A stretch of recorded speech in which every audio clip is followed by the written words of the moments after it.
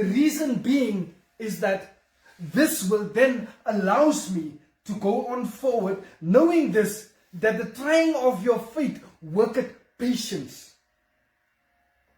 So it means that even if you want to steal, and this is the reason why I say to many people that when they come to the Lord, it will not be a 1 second turn, then you are out of it.